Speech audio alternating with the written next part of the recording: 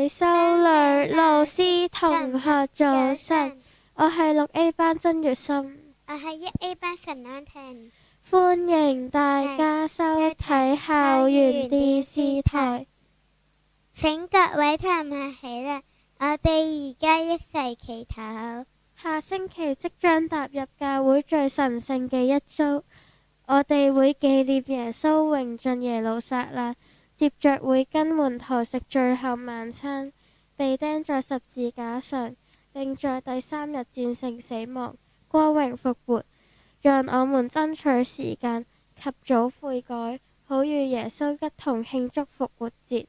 請同學打開祈禱手冊第16頁4旬期3。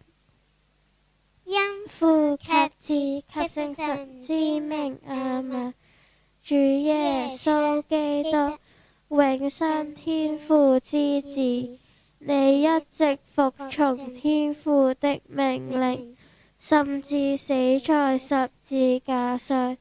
求你垂憐我們，天主的羔羊，藉着你自己的死亡，你為我們獲得了生命，求你賜給我們救恩。然而天主的基督，藉着你的十字架，你打敗了惡魔，戰勝了死亡。求你賜給我們改過的決心，全能永生的天主，求你使我們學習耶穌忍受痛苦的教訓，將來也獲享復活的光榮。阿們。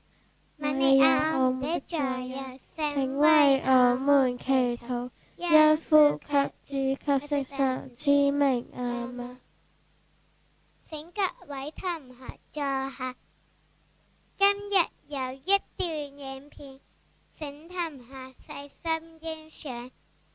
大家好，又嚟到中文科感動中國之傑出名人系列嘅時間。我係4A 班馬瑤倩，我係4A 班陳以望。以望，你有冇聽過屠呦呦呢個名啊？當然有啦，佢係中國著名嘅藥理學家呢。係啊，佢係因為發現咗青蒿素而聞名。咁屠呦呦係嚟自中國邊一個地方呢？佢喺1930年12月30日喺中國嘅浙江省寧波市度出世。咁屠呦呦係藥理學家，佢喺呢方面一定有重要嘅成就，係咪啊？係啊，屠呦呦喺北京大學醫學院藥學系度畢業之後，專注喺中醫藥研究。喺20世紀70年代，佢參與咗中國嘅抗瘧疾研究，發現咗青蒿素嘅療效。咁青蒿素對於抗瘧疾有咩影響？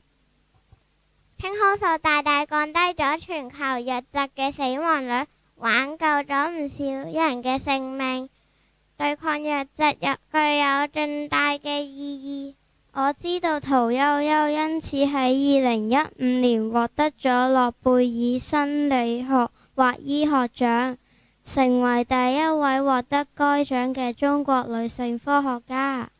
係啊，佢唔單止推動咗現代醫學嘅發展，仲促進咗中西醫結合嘅研究，激勵咗好多年輕嘅科學家，對科學界有深遠嘅影響。而家就讓我哋一齊嚟睇下以下有關屠呦呦嘅片段啦。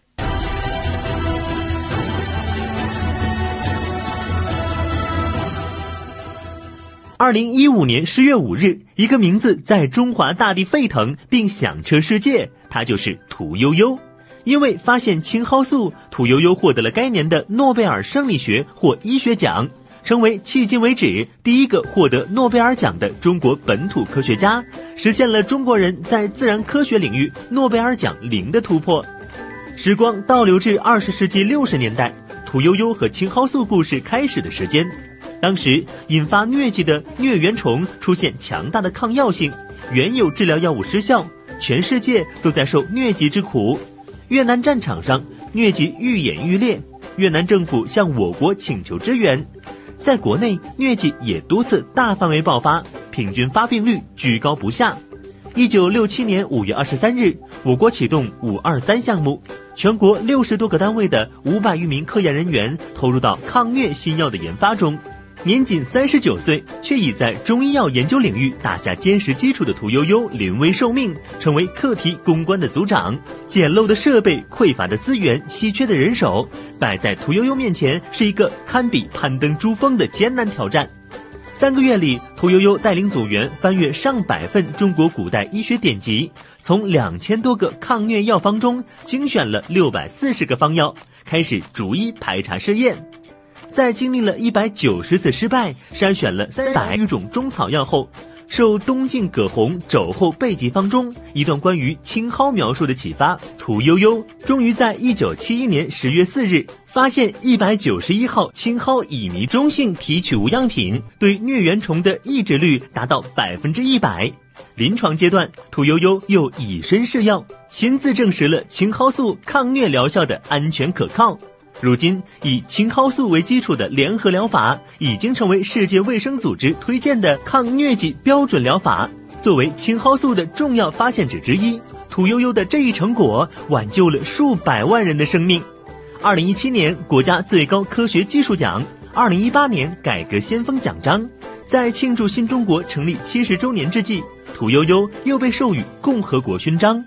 面对纷至沓来的荣誉，这位年近90的老科学家全部精力仍放在青蒿素的科研上。好容易得到了青蒿素，你应该物尽其用，因为事实已经证明它不只是抗疟，还有其他的作用。你这个一个新药，你就是要为人类健康做最大的贡献，对吧？所以呢，我也很愿意是物尽其用。悠悠鹿鸣，食野之蒿，似乎早在父亲给屠呦呦取名时，就注定了他与青蒿的不解之缘。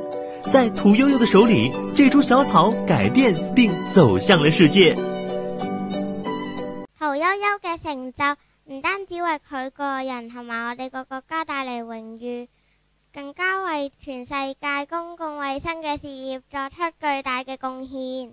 冇錯啊，屠呦呦嗰份決心、毅力以及堅韌不拔嘅精神，實在值得我哋學習。今年度中文科感動中國之傑出名人系列嘅影片已經全部播放完畢，我哋下學年再見啦，拜拜。多謝各位觀賞，祝